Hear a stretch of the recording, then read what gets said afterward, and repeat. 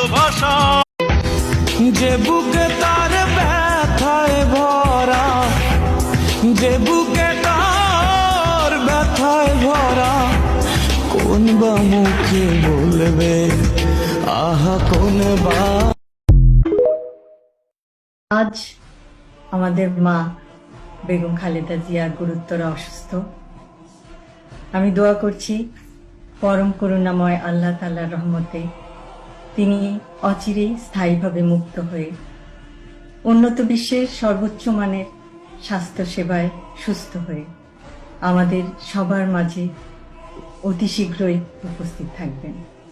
বিজ্ঞান মেলার আহ্বায়ক প্রফেসর ডক্টর ইউসুফ আহমেদ